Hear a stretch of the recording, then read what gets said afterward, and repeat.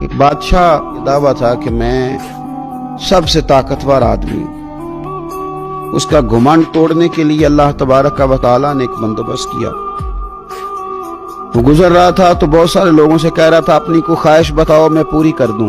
ایک فقیر فاقہ مست درویش غبار آلود سمجھ کر حقارت سے نہ دیکھ ان کو، انہی کی ٹھوکروں سے سلطنت بنتی اور بگڑتی ہے۔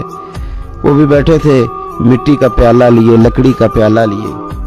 بادشاہ نے کہا بابا کوئی خواہش؟ فرمانے لگے میں نے اپنی خواہشات اپنے رب سے وابستہ کر لی۔ شام کو کچھ مل جاتا ہے اس پیالے میں ڈالتا ہوں اور میں کھا لیتا ہوں، اللہ تعالیٰ مجھے عافیت عطا کرتا ہے۔ اس نے کہا نہیں میں آپ کی خواہش پوری کروں گا، اور بڑے گھمنڈ میں کہا۔ حضرت شیخ نے پیالہ آگے کیا، فرمایا لو کر دو۔ اس کے جیب میں جتنی اشرفیاں تھیں بادشاہ نے ساری نکال کے پیالے کے اندر پھینکی۔ پیالے میں جب وہ اشرفیاں گر رہی تھیں تو ان کے گرنے کی آواز آ رہی تھی۔ آواز تو آئی لیکن اس درویش نے دوبارہ پیالہ آگے کیا تو پیالہ بالکل خالی تھا۔ کہا بادشاہ کچھ ڈال تو صحیح یار۔ اس نے اپنے غلاموں سے کہا لاؤ نا اشرفیاں۔ وہ بھی سارے اشرفیوں کی تھیلیاں لائے۔ بادشاہ مٹھیاں بھر بھر کے ڈالتا۔ لکڑی کے پیالے سے اشرفیوں کے لگنے کی آواز تو آتی پر وہ جاتی کہاں ہے کچھ سمجھ نہ آتا۔ اب وہ سب لوگوں کے پاس جو تھا وہ سب خالی ہو گیا۔ بادشاہ اپنے غرور میں مست تھا، اس نے خزانے سے اشرفیوں کی بوریاں منگا لی لیکن مٹھیاں بھر بھر کے ڈالتا رہا، پتہ نہیں کہاں جاتی ہیں۔ بادشاہ تھکنے لگا، چہرے پر شرمندگی کے آثار ظاہر ہونے لگے، پشیمان ہونے لگا، 2 قدم پیچھے ہٹنے لگا۔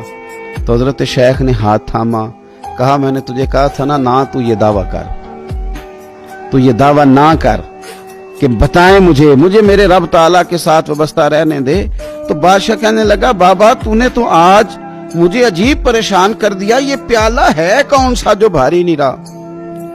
تو درویش کہنے لگے یہ انسانی خواہشات کا پیالہ ہے، یہ کوئی نہیں بھرا کرتا، نہ کسی بادشاہ کے خزانوں سے بھرتا ہے نہ کسی ہیرے جواہرات سے بھرتا ہے، چونکہ ایک خواہش کے بعد دوسری خواہش جنم لیتی ہے، ایک آرزو کے بعد دوسری آرزو۔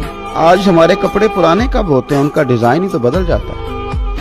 آج ہمارے گھروں کے اندر خرچہ مکان بنانے کا نہیں، وہ خرچہ تو تیاری کا ہے۔ لے کے تو بیٹھ گیا ہمیں وہ ٹیپ ٹاپ، اس نے ہمارے اپنے ہم سے جدا رکھے لیکن ہماری خواہشات مکمل نہ ہو سکی۔